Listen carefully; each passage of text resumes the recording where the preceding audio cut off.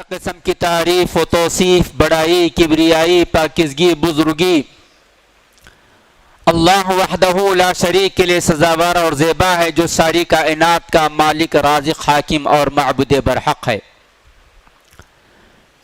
لاکھا درود و سلام ہو اس ذات گرامی پر جس کا ذکر قرآن کریم میں بارہا اللہ تبارک و تعالی نے فرمایا۔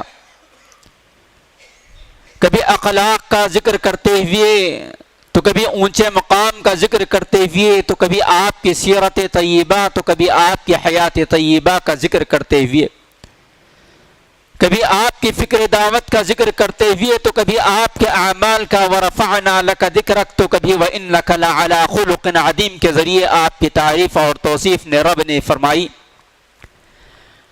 ایسے ذات گرامی پر لاکھا درود و سلام ہو۔ اللہم صلی علی محمد وعلی آل محمد وبارک وسلم۔ معزز علماء کرام، محترم بزرگوں، نوجوان بھائیوں، معصوم بچوں اور پردہ نشین اسلامی مائیں اور بہنیں،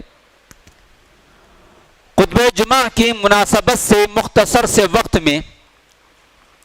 جس عنوان کو میں آپ کی خدمت میں لے کر حاضر ہوا ہوں وہ ایک اہم ترین اور طویل ترین عنوان ہے، اور حالات کی عکاسی کرتے ہوئے اس عنوان کو میں نے لے کر حاضر ہوا۔ عنوان ہے شان رسالت میں گستاخی۔ حاضرین جمعہ، وقت مجھے اس بات کی اجازت نہیں دیتا کہ اس طویل ترین اور اہم ترین عنوان کو آپ کے سامنے صرف اور صرف 15 منٹ کے اندر میں اس کی وضاحت کر سکوں۔ البتہ چنندہ کچھ باتیں آپ کے سامنے رکھنے کی کوشش کروں گا۔ اور یہ عنوان کو لے کر حاضر ہونے کی ضرورت کیوں محسوس کی گئی؟ اس لیے کہ آج ہم اور آپ جانتے ہیں کہ پچھلے 1 ماہ پہلے سے رسول اللہ صلی اللہ علیہ وسلم کی شان میں گستاخانہ جسارت کرنے والا ملک فرانس، اس نے اپنے حدود پار کرتے ہوئے شان رسالت میں گستاخی کی اور عالم اسلام کے مسلمانوں کی دل آزاری کی، اور اس تعلق سے امت مسلمہ اپنے جذبات اور احساسات کا اظہار کرتی رہی، چاہے وہ کسی بھی ملک کے اندر کیوں نہ ہو، جہاں اقلیت کے تئیں رہنے والا یہ مسلم طبقہ ہو یا اکثریت، یا جہاں ان کی حکومتیں پائی جاتی ہیں۔ بہرکیف اس تمہیدی کلمات کے بعد میں آپ کے سامنے رسول اللہ صلی اللہ علیہ وسلم کی شان میں گستاخی کرنے والوں کیا حشر ہوتا ہے، اور آپ علیہ السلام کی شان میں یہ گستاخیاں کب سے کی جا رہی ہیں، اور ایسے حالات میں ہمیں اور آپ کو کیا کرنا چاہیے، ان اشارات اور کنایات پر میری گفتگو ہوگی۔ حاضرین جمعہ، اللہ تبارک و تعالی نے رسول اللہ صلی اللہ علیہ وسلم کی شخصیت کو، آپ کی ذات کو بڑی بلند بنایا اور بڑی بابرکت شخصیت بنایا، بزرگ ترین شخصیت بنایا۔ اللہ سبحانہ و تعالی کے بعد اگر کوئی کائنات کے اندر اور تمام تر مخلوقات میں سب سے افضل ترین اور سب سے بزرگ ترین اگر کوئی ذات ہے تو رسول اللہ صلی اللہ علیہ وسلم کی ذات ہے۔ اللہ سبحانہ و تعالی نے آپ کا مقام بلند ذکر کرتے ہوئے فرمایا وَرَفَعْنَا لَكَ ذِكْرَكَ، اے نبی علیہ السلام، ہم آپ کے ذکر کو بلند کر دیا ہے، ہم آپ کے ذکر کو جو ہے آپ کے مقام کو بہت اعلیٰ اور عرفہ بنا کر پیش کیا ہے۔ جس ذات کے بارے میں رب کائنات نے گواہی دی ہو کہ اس کی ذات بڑی اونچی ذات ہے، اس کا مقام بہت بلند مقام ہے، ایسی ذات گرامی کے بارے میں اگر ہماری زبانوں سے آپ کی عظمت یا آپ کی تعریف نکل بھی جائے تو کوئی فائدے کی بات نہیں ہے، اور نہ ہماری زبانیں ساتھ دے سکتی ہے، نہ ہمارا قلم ساتھ دے سکتا ہے، نہ ہماری زبانوں کے اندر اتنی طاقت ہے، نہ ہمارے الفاظ کے اندر اتنا جادو ہے کہ ہم نبی علیہ السلام کی تعریف بیان کر سکے۔ جو کچھ بھی ہم کہتے ہیں یا جو کچھ بھی آپ کو تعارف کروا سکتے ہیں، یہ ہماری اپنی سعادت مندی کی بات ہے، یہ ہماری خوش نصیبی کی بات ہے کہ ہم رسول اللہ صلی اللہ علیہ وسلم کی عظمت کے ترانے گاتے ہیں، ہم رسول اللہ صلی اللہ علیہ وسلم کی تعریف اور توصیف اور آپ پر درود پڑھتے ہیں اور آپ پر سلام پڑھتے ہیں، یہ ہمارے لیے باعث اجر و ثواب بھی ہے اور باعث شرف و عزت بھی ہے۔ حضرات، آپ علیہ السلام کی زندگی کا مطالعہ ہمیں اور آپ کو بتاتا ہے، چاہے وہ قبل نبوت کی زندگی ہو یا بعد از نبوت کی زندگی ہو، آپ صلی اللہ علیہ وسلم کی حیات طیبہ کا ایک ایک لمحہ، ایک ایک ورق، روزانہ کے شب و روز کے جو معاملات ہیں، آپ کے اخلاق، آپ کا کردار، آپ کا چلنا پھرنا، آپ کا کھانا پینا، آپ کا لین دین، آپ کے معاملات اور آپ کا تعلق اپنے رب سے اور آپ کا تعلق اپنے رشتہ داروں سے اور آپ کا تعلق اپنے دوست احباب سے اور آپ کا سلوک غیروں کے ساتھ، آپ کا سلوک حیوانوں کے ساتھ، آپ کا سلوک جانوروں کے ساتھ، آپ کا سلوک بچوں کے ساتھ، آپ کا سلوک قیدیوں کے ساتھ، آپ کا سلوک بیواؤں کے ساتھ، آپ کا سلوک یتیموں کے ساتھ، آپ کا سلوک غریبوں کے ساتھ، آپ کا سلوک مفلسوں کے ساتھ، آپ کا سلوک درختوں کے ساتھ، آپ کا سلوک زمین کے ساتھ، اگر اس کا مطالعہ اگر ہم کرتے ہیں تو شاید کہ دنیا میں آپ جیسی شخصیت پیدا ہو ہی نہیں سکتی، شاید نہیں بلکہ بالکل یقین ہے، ہمارا ایمان ہے کہ آپ صلی اللہ علیہ وسلم جیسی شخصیت نہ دنیا میں پیدا ہوئی اور نہ پیدا ہو سکتی ہے۔ خود آپ صلی اللہ علیہ وسلم نے اپنا تعارف کرواتے ہوئے کہا کہ میں ابن آدم کا سردار ہوں، میں ابن آدم کا سردار ہوں، اور آپ صلی اللہ علیہ وسلم کا مقام بلند یہ ہے کہ آپ جو ہے سید المرسلین ہیں، آپ رحمت للعالمین ہیں، آپ کا مقام بلند یہ ہے کہ آپ امام الانبیاء ہیں، آپ کا مقام بلند یہ ہے کہ اللہ تبارک و تعالی نے آپ کو معراج عطا فرمایا، آپ کا مقام بلند یہ ہے کہ آپ کے کردار کے اونچائی کی گواہی رب نے دیتے ہوئے سورۃ القلم کے اندر بیان فرمایا وَإِنَّكَ لَعَلَىٰ خُلُقٍ عَظِيمٍ، کہ بے شک اے نبی علیہ السلام آپ بلند اخلاق پر فائز ہیں۔ مائی عائشہ صدیقہ رضی اللہ تعالی عنہا سے کسی صحابی رسول علیہ السلام نے سوال کیا، اے ام المؤمنین بتائیے تو صحیح کہ آپ کا اخلاق کیا ہے، آپ کا کردار کیا ہے، آپ کس چیز کے پیکر ہیں؟ حضرت عائشہ صدیقہ رضی اللہ تعالی عنہا نے جواب میں کہا تھا کان خلقہ القرآن، کہ آپ کے اخلاق، آپ کا کردار، آپ کا جو ہے آپ کے اوصاف جو ہیں وہ قرآن ہے، قرآن سے ہٹ کر کوئی چیز نہیں ہے، چلتا پھرتا گویا قرآن تھی آپ کی عملی زندگی۔ آپ علیہ السلام کے اخلاق، قرآن کے اندر جو چیزیں ہمیں ملتی ہیں وہ آپ صلی اللہ علیہ وسلم کے اخلاق ہیں۔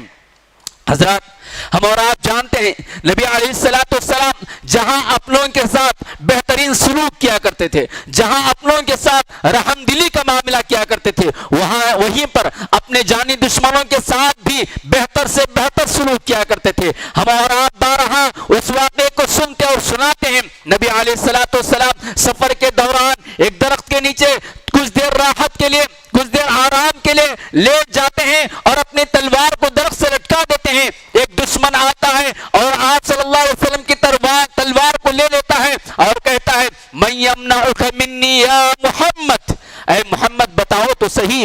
مجھ سے اب تمہیں کون بچائے گا، مجھ سے اب تمہیں کون بچائے گا؟ کافر تھا، اسے کیا معلوم کہ ایمان والا اور ایمان والا میں بھی نبی علیہ السلام جن کے ذریعے ہمیں اور آپ کو ایمان کی دولت نصیب ہوئی ہے، جن کے توسط سے ہمیں اور آپ کو شریعت مطہرہ ملی ہے، نبی علیہ السلام اطمینان سے اٹھتے ہیں اور کہتے ہیں اللہ کا لفظ نبی صلی اللہ علیہ وسلم کی زبان سے اسے سننا تھا، وہ تھر تھر کانپنے لگتا ہے، تلوار زمین پر گر جاتی ہے، وہی تلوار اٹھاتے ہیں، نبی کہتے ہیں اب بتا تجھے کون بچائے گا؟ وہ جو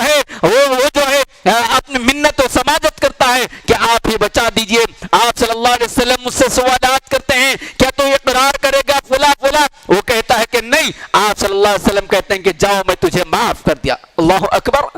معاف اور درگزر کے بے شمار واقعات اپنوں کے ساتھ نہیں دشمنوں کے ساتھ ہے۔ یہ انسان اس دنیا کے اندر رحمت للعالمین نہ صرف مومنوں کے لیے بن کر آیا تھا بلکہ ساری کائنات کے لیے رحمت للعالمین بن کر آئے تھے، اور طاقت اور قوت رہنے کے باوجود بھی عفو اور درگزر کا معاملہ فرمانے والا یہ نبی جس کی شان میں وقتاً فوقتاً جو ہے گستاخیاں کی جاتی ہیں، آپ صلی اللہ علیہ وسلم کے اس سلوک کو دیکھ کر وہ جاتا ہے اپنے قبیلے میں جاتا ہے اور اعلان کرتا ہے، کیا کہتا ہے؟ جئتکم من عند خیر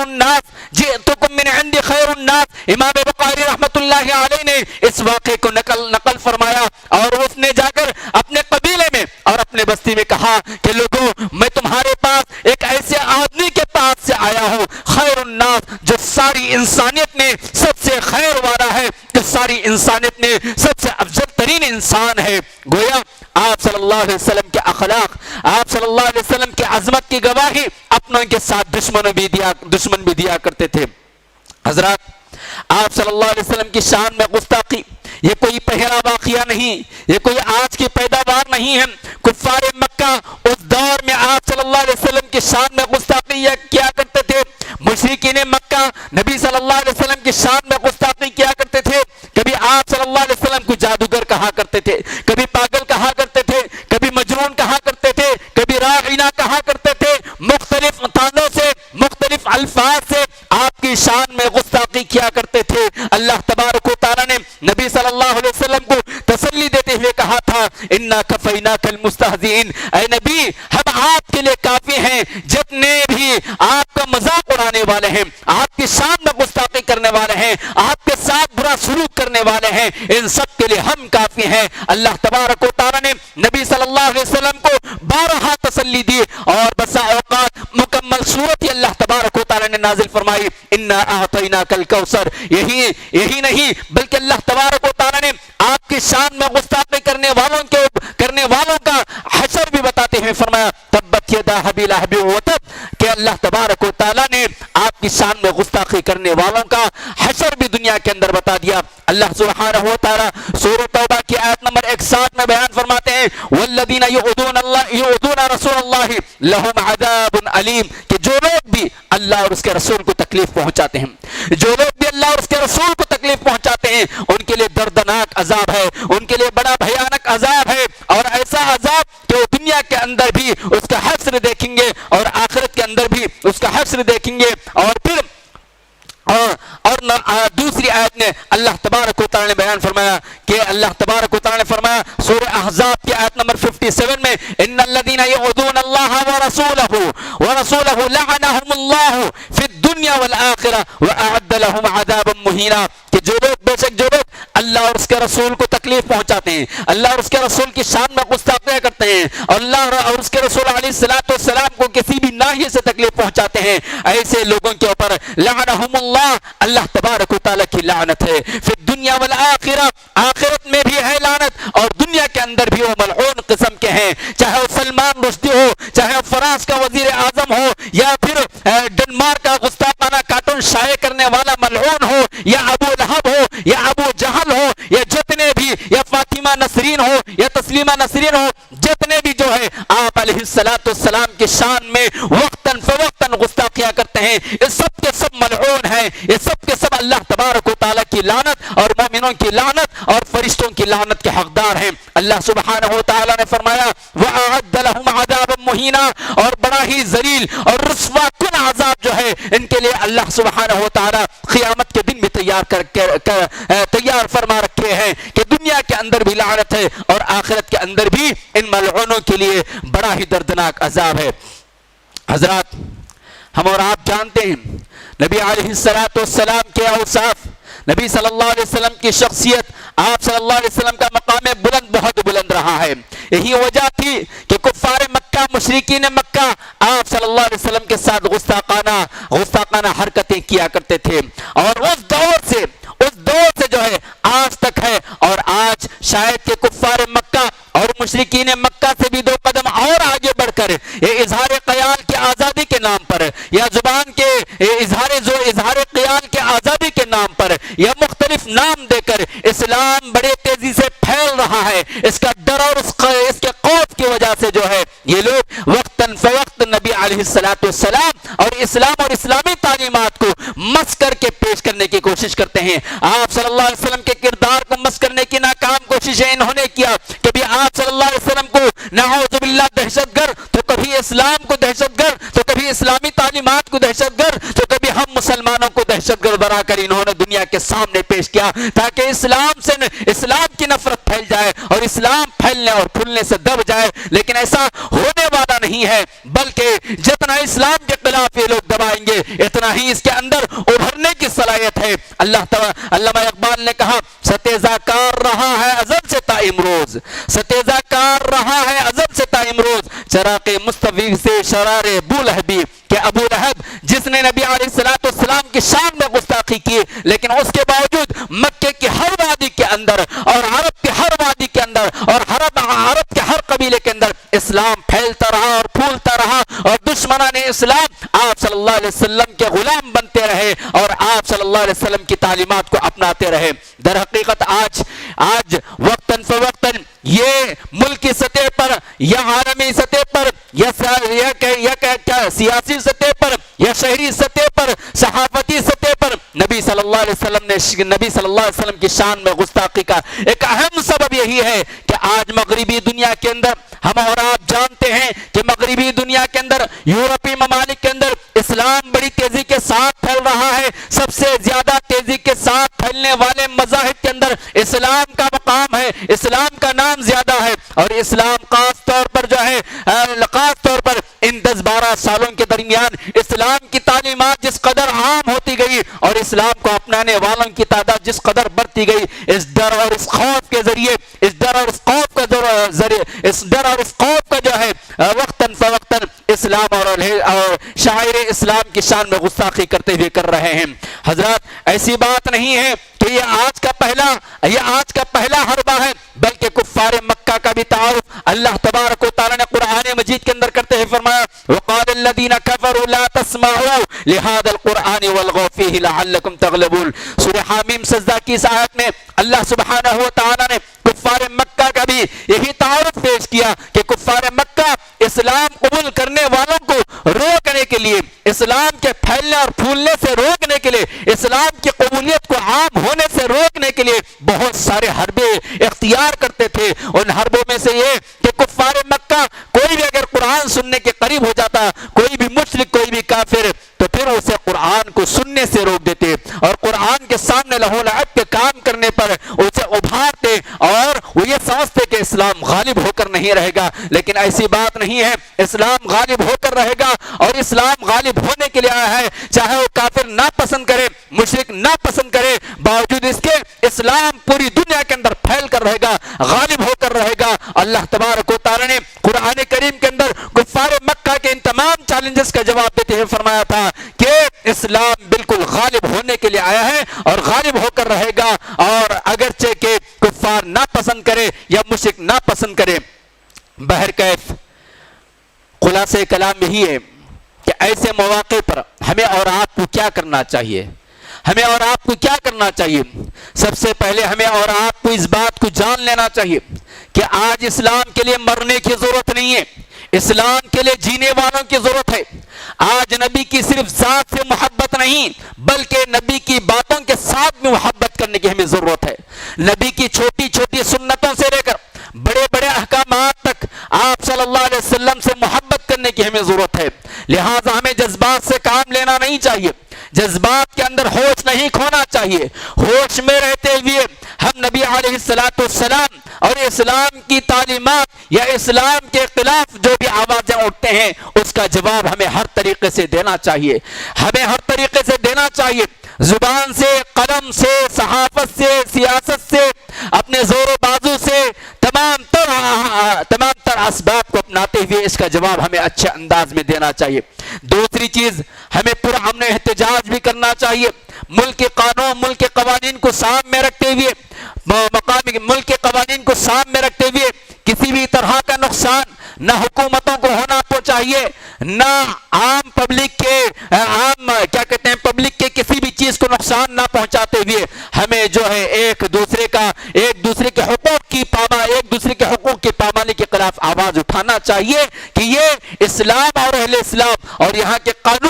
کا قانون ہمیں اس بات کا حق دیتا ہے کہ ہر مذہب والے کا ادب و احترام کیا جائے۔ اس طرح ہمیں پرامن احتجاج کرنا چاہیے۔ اور تیسری چیز جو ہمیں اور آپ کو اس وقت کرنا ہے وہ